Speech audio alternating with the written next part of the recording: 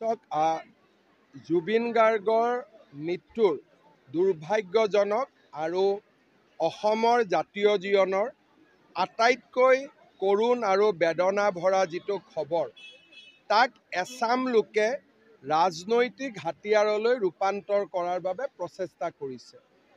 আৰু এই লোকচামে জীৱনকালত বহু লোকে জুবিনৰ এটা গানো শুনা নাছিল বা জুবিন গাৰ্গৰ বিষয়ে তেওঁলোকৰ জ্ঞানো অত্যন্ত সীমিত।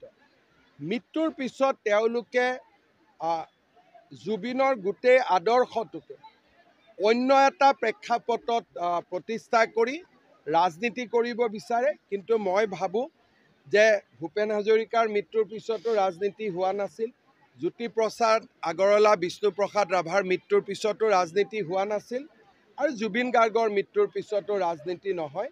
কাৰণ জুবিন গাৰ্গক বিজেপি, এজিপি, কংগ্ৰেছ সকলোৱে ভাল পাইছিল আৰু ইয়াত ৰাজনীতিৰ কোনো অৱকাশ নাই। জুবিনৰ নকল অনুৰাগী বহুত ওলাইছে, যিসকলে জীৱনকালত জুবিনক অত্যন্ত কঠোৰ ভাষাৰে সমালোচনা কৰিছিল। তেওঁলোকে জুবিনৰ অনুৰাগীৰ এটা ভাও লৈ অসমখনক অশান্তি কৰাৰ পৰিৱেশ এটা ৰচনা কৰিছিল। সেইকাৰণে বিজেপিয়ে জুবিনৰ গান ভাল পোৱা, জুবিনক ভাল পোৱা অনুৰাগীসকলক লৈ যে যিকোনো মূল্যৰ বিনিময়ত আমি অসমখনক অশান্ত কৰিব নিদিওঁ। এইখন বিষ্ণু ৰাভাৰ অসম, জ্যোতিপ্ৰসাদৰ অসম, ভূপেন হাজৰিকাৰ অসম, জুবিন গাৰ্গৰ অসম, ইয়াক আমি কেতিয়াও অশান্ত কৰিব নিদিওঁ। এই শ্লোগানেৰে আজিৰ পৰা ৰাজপথত নামিছে।